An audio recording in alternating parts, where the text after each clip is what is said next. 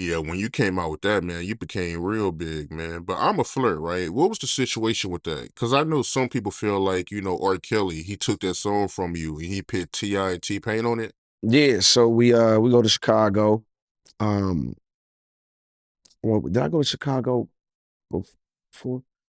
Yeah, okay. So I might had this mixed up. I don't know if we went to Chicago because Chris came with me to Chicago when I went to go rock with Kels and vibe. And then we went and played basketball, the infamous R. Kelly stories in Chicago. You know, you don't pass the ball to nobody, keep the gym open all night, after the club, more basketball. But either way it went, flew to Chicago to vibe with Kels because he's one of those producer songwriters that, the record comes better, if you get a feel for you, kick it with you, understand what type of artist you are so that he can kind of write from your perspective. You know what I mean? And so Lil Ronnie, still my man, shout out to Ronnie. He got Kels on the phone, like, yo, I got the opportunity. We can work with Kels. I'm like, get the fuck out of here. Nigga, like, nigga, you serious? Nigga, R. Kelly on the phone. I'm like, nigga, get the nigga, stop fucking playing. Because we working on my album at the time. We at his house and we working nonstop, right? We hands-on. And at the time, JD was a part of it. But this is the first time where I'm stepping out on my own.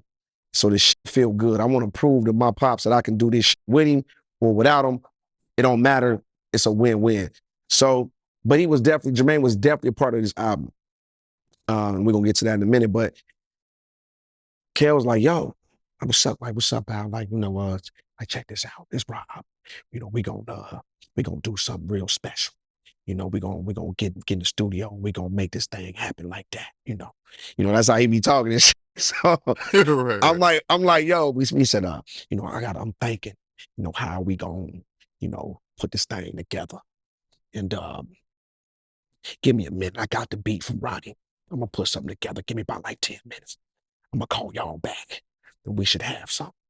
That's exactly how it went. Boom, he hang up.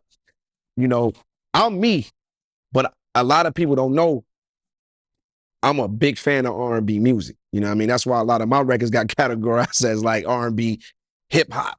You know what I'm saying? But I'm like, man, what are you gonna do to this beat? Because the beat's so special.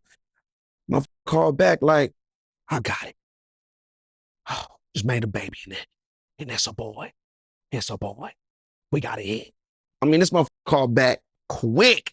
You know what I'm saying? Right, right. So when we got the record back, my mind blown because me and Ronnie was sitting here trying to work on this record, like we knew the beat was special. We knew it was a single, but we wanted it.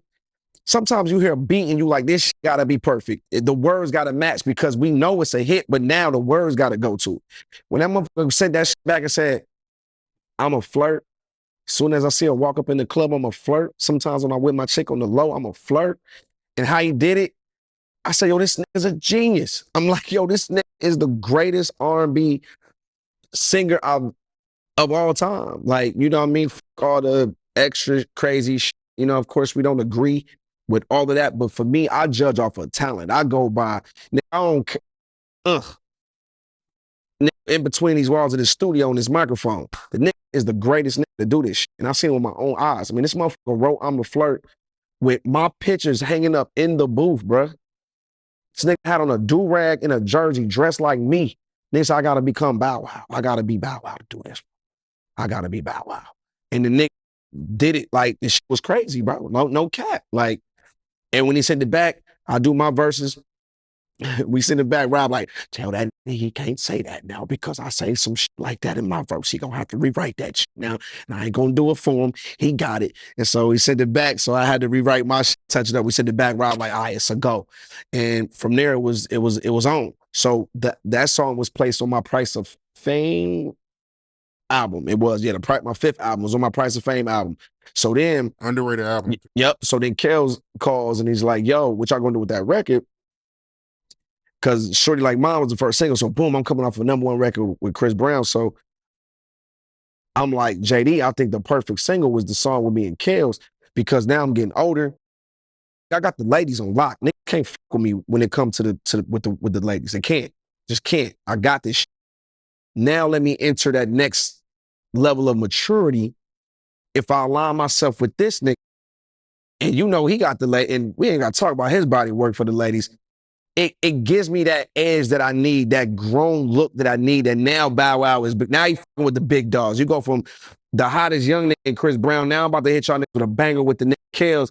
It's like it's undefeated. And at the time, I'm like, you know, I was in a high profile relationship at the time, and I'm also thinking what they gonna do.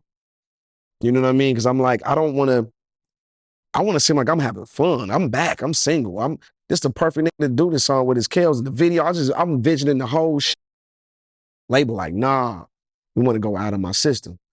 And I'm like, nah, nah. Like, what I look like putting out a heartbreak record about a certain individual when that certain individual has already moved on and they in a new relationship, a public relationship.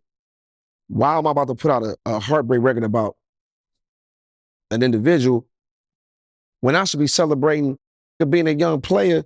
I'm back out here and I'm getting it popping. I'm Bow Weezy. Now I'm back and I hooked up with the big homie this time. I don't want to be looking like I'm over here crying because in reality I'm really not. But this is how the world gonna perceive this shit if we go with this record. I got outvoted. You know, I think a little friction between me and Jermaine kind of started because I'm like, I think the nigga hating on me. He don't want to see me win. This is a hit. It came from me and my homeboy in his house, in his basement. We did this shit all by ourselves. And this was our moment to prove to JD in the world, like, I'm stepping out on my own. And I now what? You can't say I can't get one without, that's like God, rest his soul with Kobe. You can't say that Shaq shit no more. Nigga, I got two without him. So we can dead that. I don't need, you know what I'm saying? So at that time, that's how I was feeling. And so Kels called and was like, yo, nigga ain't gonna use it. Man, I'm gonna just, I know a way I can get around it. I'm gonna just call it the remix. But he kept it gangster with me. He did. He said, yo, check this out, Val. This is what I'm gonna do. This is my plan. I said, okay. He said, but I can't take away that credit.